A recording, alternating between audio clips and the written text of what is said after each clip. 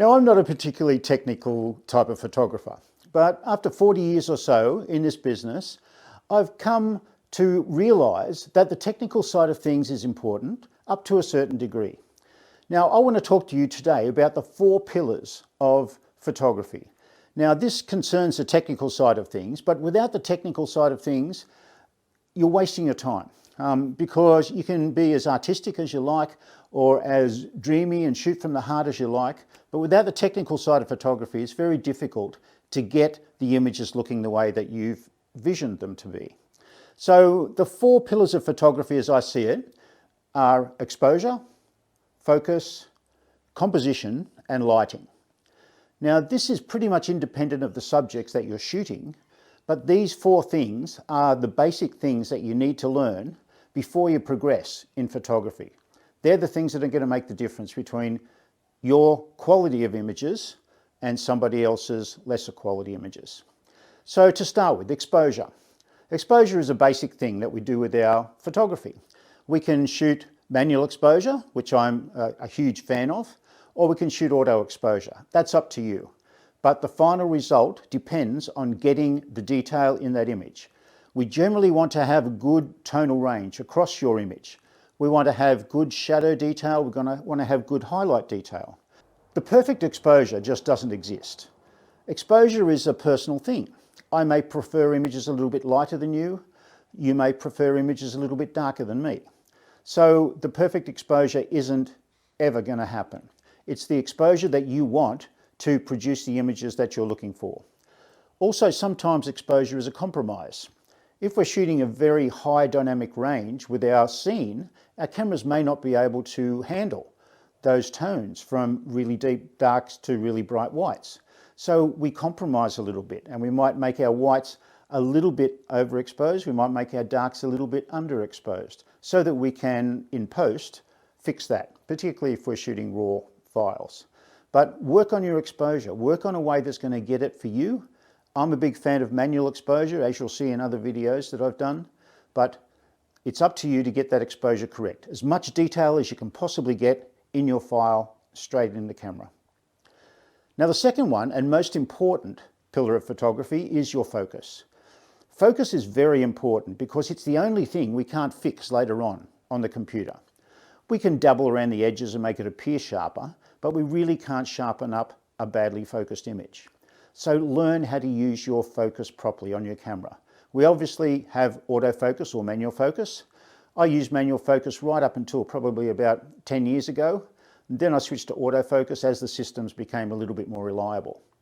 Now I use back button focus on my camera and I use a single focus point because that gets me the results that I want. I can focus on one particular part of my image and be confident that that part of my image is the sharpest part of the image. Now focus isn't a in or out situation. We can have focus dropping off towards the back or dropping off towards the front part of our image.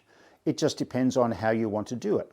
Now the focus point that we determine is generally the most important part of our image, our main subject. I shoot mostly people, so it's those eyes that are the most important to me. If there's one eye closer to the camera, then it's the front eye that I want to get nice and sharp. But concentrate on learning how to use your focus properly, no matter what sort of focus mode you use. I'm a big fan, as I said, of back button focus and a single focus point, but you may have a more sophisticated camera than I have, so you can use eye autofocus or whatever you want to use, but make sure your image is focused properly. The third pillar of photography, as I see it, is composition. Making your photograph look interesting to people. Because if we don't make our composition interesting, people are just going to scroll straight past it. We want them to stop and have a look at our image and be interested in our subject matter. So the first thing is to get in close enough. So many people shoot an image from too far away, there's too much rubbish, too much background in the shot, and the subject doesn't have enough impact. So make sure you're in close enough. It is possible to get too close though, so use your own judgment as to how you want to tell a story of your image. So getting close, get rid of all the rubbish that doesn't have to be there. Include the stuff in your image that is there to tell the story of your photograph. I'm not a big fan of throwing backgrounds out of focus because that limits me to just one element of my photograph, which is my people or whatever is sharp in the image.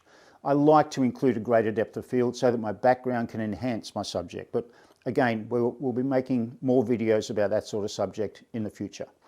Study the rules of composition. You can't apply them to every image that you do, but you'll probably find once you've studied these rules of composition that you're applying them anyway, because it's just an aesthetic. You look at that image and think, well, I don't really need that tree, I don't need that garbage bin in the shot. So you frame your shot that makes it look so much better. So composition, learn about it, think about it, apply it to your images. Now the fourth pillar of photography is lighting. Lighting is critical to us as photographers because all a photograph is light reflecting off things. So if we understand how to use light, we can do a much better job of telling the story of our image. Now, it doesn't matter what sort of light you use, whether you use natural light, whether you use flash, whether you use constant light, you need to be a master of lighting. A good photographer can control all of those different light situations, and a good photographer can use multiple different light sources in the scene. It's not going to happen straight away. It may take years of practice to do this, but light can be amazing in photographs. Lighting is the thing that excites me most about photography. Being able to light people creatively, being able to come up with lighting angles and lighting situations that other people haven't done before, which is not an easy thing because, as you know, there's a lot of photographers out there playing with lighting.